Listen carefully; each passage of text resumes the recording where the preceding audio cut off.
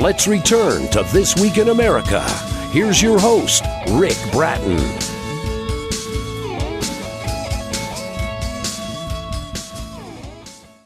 Welcome back, everybody, coast to coast, This Week in America. Duane Arthur, OC, our guest on This Week in America, is a survival expert. Born and raised in Minnesota, enlisted in the Army in 1964 at the age of 21, spent one of his 3 years of service in Korea as a U.S. Army engineer. Duane met Rena, his second wife, through the mail-order brine system. She moved to the Alaskan homestead to live in a hole in the ground called a dugout for 9 years, while she and Duane built their 3-story log home. They live off the land for the most part, gardening, using solar power, trapping. Rena does the skinning. Duane is skilled at living and thriving under extreme conditions. A sought-after public speaker, gives presentations on rural living, homesteading, survival, Alaskan living, and the art of dowsing. He's the author of Alaskan Wilderness Adventure. Join Duane and his son Daniel on a journey deep in the Alaskan wilderness in search of finding a new home. Also the book, The Art of Dowsing, books we've talked about in the past programs, and you'll find them in our archives at thisweekinamerica.us. Also the astronomy and space science book, Visited by Star Travelers. We're not alone in the universe of stars. To discuss the riveting Visited by Star Travelers, author Duane Arthur, OC, back with us on This Week in America. Duane, welcome back to the program. It's great to have you with us. I'm glad to be here, Rick. It is always a pleasure. Always enjoy talking with you. And we're talking about this really fascinating book, Visited by Star Travelers. What was the inspiration for writing the book? Give me a little bit of background on how this all came about. Well, it's a encounter that I had a long time ago, and I had one scare not too long ago that if I don't get this out, it's never going to be out. So I wanted to write my experience. Talk about that experience. I know there was a craft involved as part of this. What did the craft look like? Let's start with that. It was about, I'm an engineer, so it was about 60 feet high, up to top to bottom, about 150 feet wide, a flattish type bottom, and it had a 12-inch ring around it on the rim of the center that was all lit, and that shined the light down, but there was no light beneath the craft, but it was making a hovering noise. It was like 4:30 in the morning and the stars were shining yet in October. How did you happen to see this? This was at your homestead? No, this was in Minnesota here on the bluffs of the Minnesota River, what we call the ancient River Warren, way back when. It was made millions of years ago. But I'm up there in the woodlot hunting deer in October with a bow and arrow. And I wanted to get into place before the deer came in from the feeding grounds to get them at the water hole. And I was being watched for a couple of miles. I could feel the feeling in the back of your neck that you were intently being watched, and I didn't know what it was. But it's all in the book.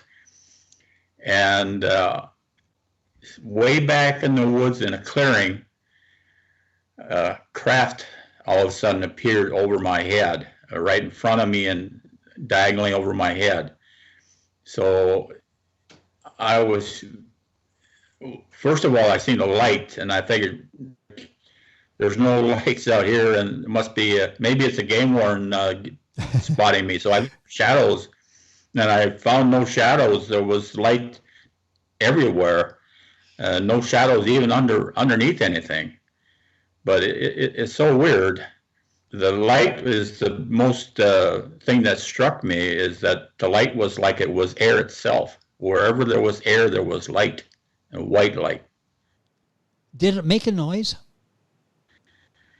It sounded like the gyro thing that the youngins would push down for play toys. It would spin around, and it would sound like a gyro, and it was humming as it was hovering, louder and quieter, louder and quieter. It never wobbled or spun around at all. The spinning noise was inside the walls of the craft. But then it slowly came and rested on the ground. And I was curious as heck. I had never seen anything like this before, even in picture books. With us on the program is Duane Arthur O.C. That's O-S-E. The book is Visited by Star Travelers. You'll find it at Stratton-press.com. Other places as well. I'll direct you to Stratton-press.com. If you go to our website, you can link on directly, get information on this book and the other two books we've had the pleasure to talk about, written by Duane on the program. This one is Visited by Star Travelers. I want to go back just for a second for the encounter and where that occurred. Had you ever seen anything like that before in that particular area? No. Later, in the later years, people began to get public because everybody thought they was crazy. So that sometimes I come into other people that had sightings, something like this, but not as involved as what I was in. But things like this, people keep to themselves a lot because they're afraid of being called crazy. But when you get into a select individual one-on-one, it comes out that other people had sightings as well here in Minnesota. When you were experiencing this sighting, were you afraid? What was your emotion when you saw this? Well, my fear of being watched went away. I had no fear at all, and I wanted to meet these pilots and the crew. I thought this was remarkable. Yes. Being an engineer, I'm absolutely thrilled, and so I was very excited, and I wanted to take in all the notes I could. I can imagine being an engineer. Visited by Star Travelers, Duane Arthur O.C. O-S-E is our guest on the program, talking about his new book, and you'll find it at Stratton-press.com.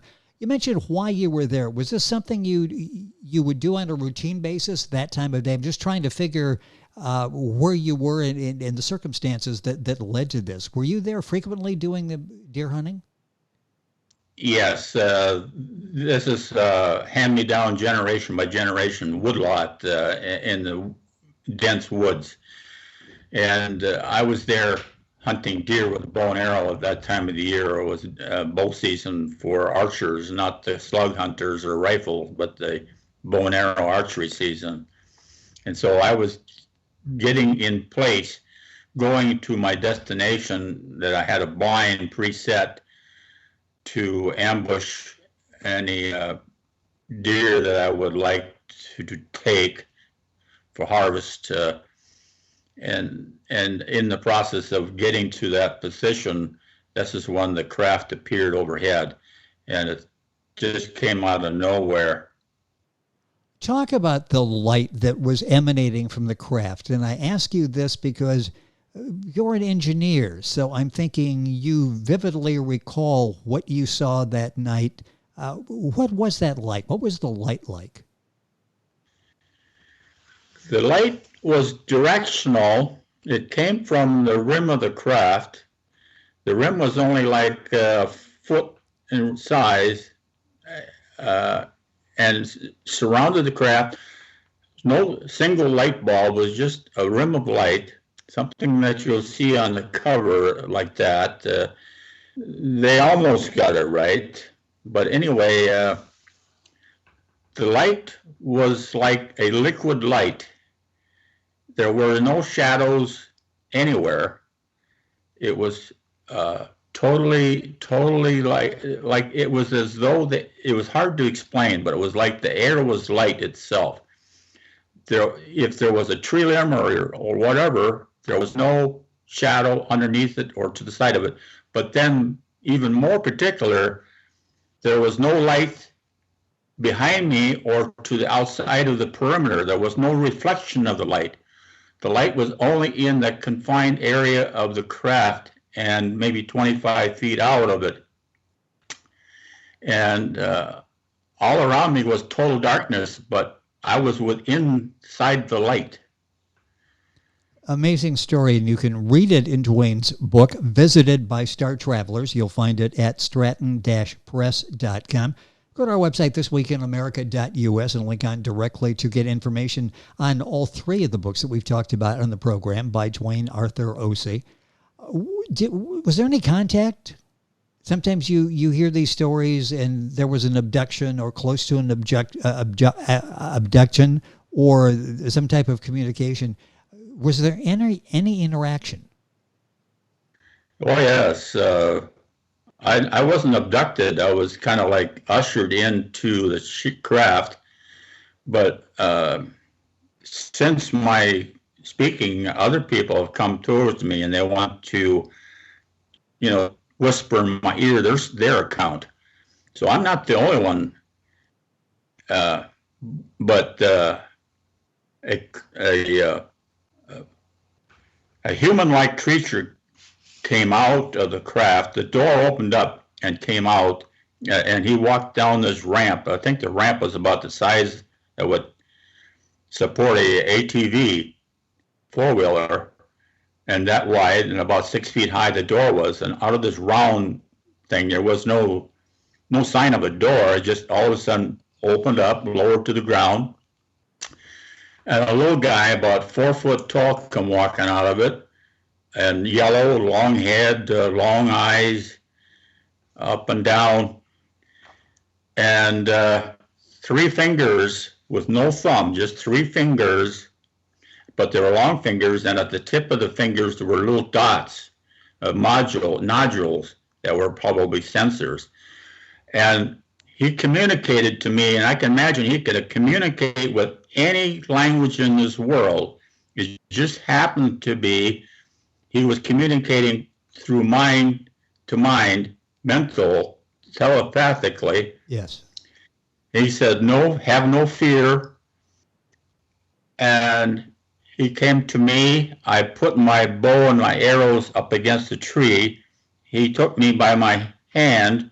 This is how I felt those fingers. And we walked, just before he got to me, I'm looking at this little shrimp. And I thought, I could take him. If I have to, yes. With a surprised look on his face. And he says, "Have no fear." In American slang, perfect American. People say, "Well, American, huh?" Well, I'm thinking that this guy could talk in any language in the world, even Somalia, whatever. Yes. That's what he said. "Have no fear." He reached out and we put our hands together and we went on board the ship. And from there, I was transferred to another, some green people that were taller, but the story goes on there.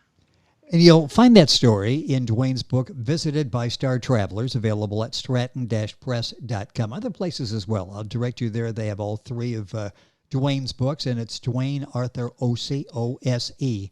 Did they have any weapons? No, there was no weapons. I was the only one that had the weapons. I forgot. I hung up my bow and my arrows, but I forgot my razor-sharp hunting knife on my side. And I didn't remember that until afterwards. But all this time, I had a razor-sharp hunting knife, and they weren't afraid of me, and I wasn't afraid of them. I was just curious as heck. Yes. Now, as an engineer, I mean, you often hear people describing things, and they're probably off quite a bit on the detail because they don't understand. From an engineering standpoint, from what you saw, how advanced was it, do you think? Well, there was no doorknobs, there was no hinges. Everything was metallic in color. I didn't see any control panels. There were no windows. There was no exhaust ports, no intake ports. Everything was clean, pure, and the light, even inside the craft, was everywhere. And there was no light bulbs. There was no light bulbs, no shadows, and like I said, the bottom line is the light was like air. Yes. But I could continue, as the craft had landed, at first the noise was a loud humming noise. And then when I was inside, I could hear what sounded like marbles going around inside the wall. it was like the engine was running just to keep the lights on, but it was just idling. But I could hear this racing of marbles going around inside the wall. And all the time, every once in a while, they would convey to me, have no fear. And they directed me to a bench. Was like an operating table, but it was, anyway, so I just assumed they wanted me to lay on it, and I laid on it.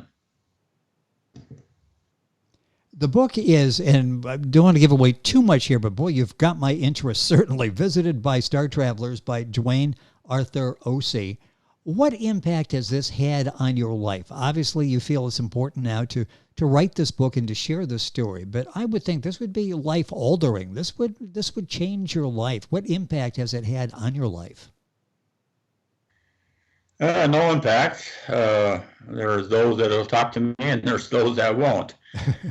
It's weird, but my father, I have to thank him a lot because he paid attention to me, and so afterwards we went up there with a Geiger counter and tried to find any radiation, but there wasn't any. But the grass was flat where the machine had sat down. The grass was flattened out yet, so it was just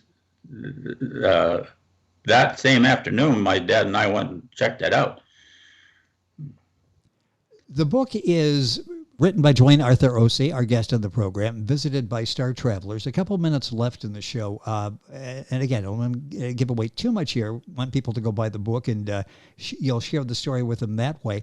Why do you think you, at that particular time, any indication why they contacted you?